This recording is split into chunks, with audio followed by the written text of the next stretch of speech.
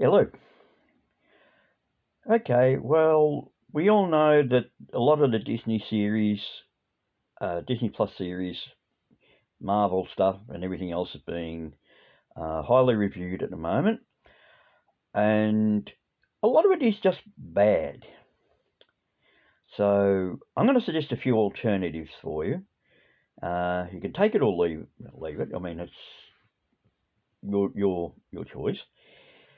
But I'm going to keep it in the vein of like The Boys and other bits and pieces. Right? Now, there's a couple of series that have slipped in under the net, and nobody's actually seemed to have commented on them or may not even be aware they exist. First one, see that? All right, Powers. It's a superhero one, which is similar in vein to The Boys. In fact, I think it came out before The Boys. I must have just checked it out. But it says, real power lies within.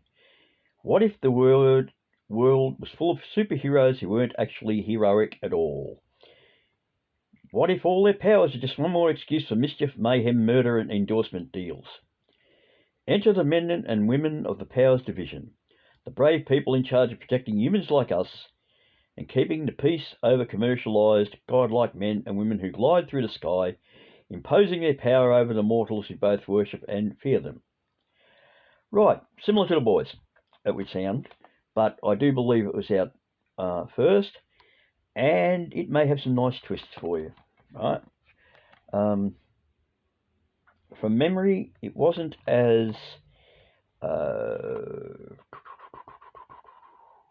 sexually blatant as The Boys. I'm not sure. I'd have to review it. It's been a while since I've seen it. So that's one. Second one I have for you, only ran for a season. Maybe you can see that. I'll put them on again later.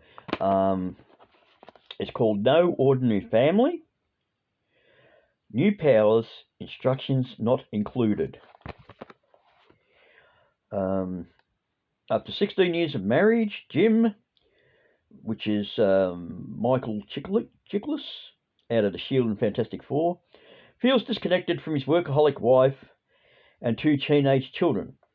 To encourage bonding time, the family joins Stephanie on a business trip to South America when their plane crashes into the Amazon River and they barely enjoy a moment to celebrate their survival before returning to the grind of everyday life.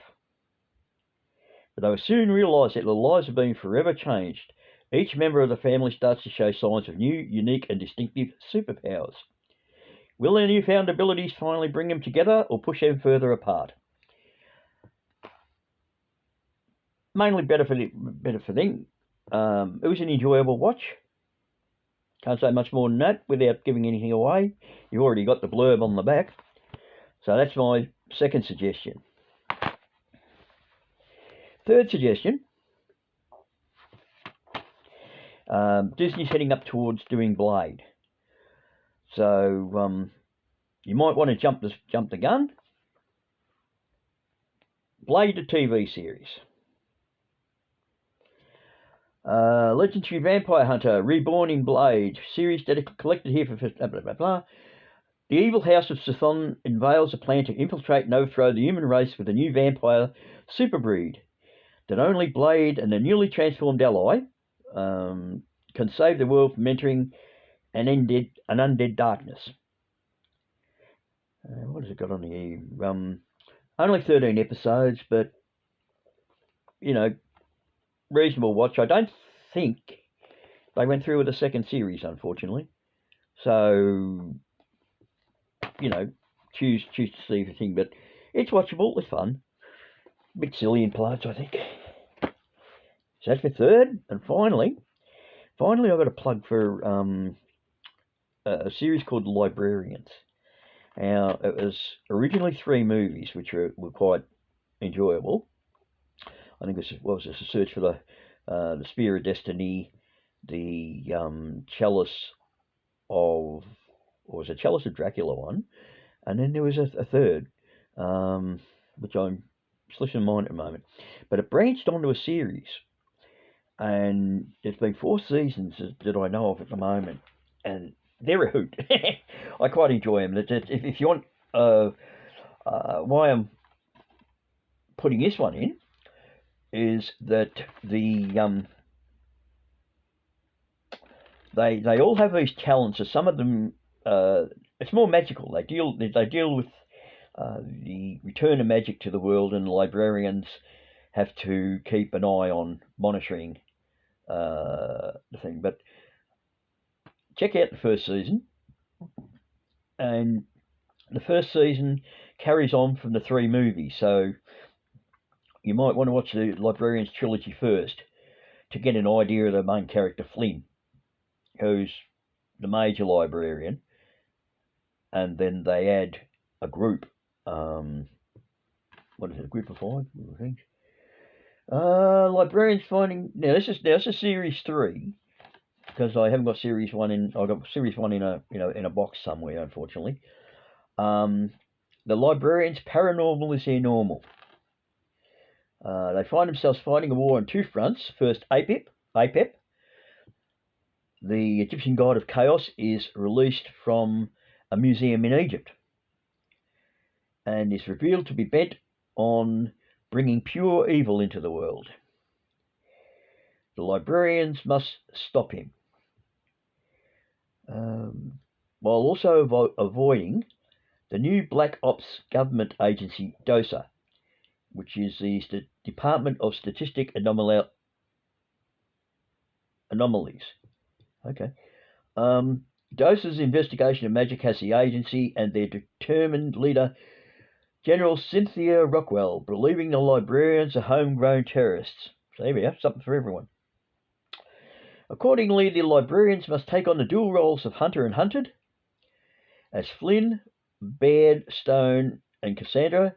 Ezekiel and Jenkins fight mission by mission to save the world, but also to get one step closer to losing the library itself. It's a conflict that forces librarians to confront the cost of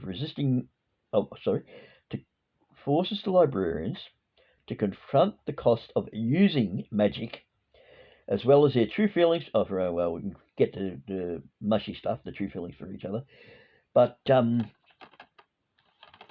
I said, there's 4 seasons. That's the 3rd, and 3 movies.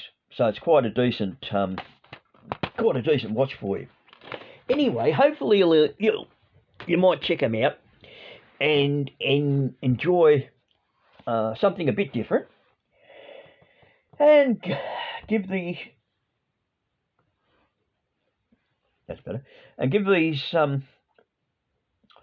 so-called Disney epics, which is really just an excuse to promote more movies and stuff like that, and to muddy up the water, so you've got to buy more stuff.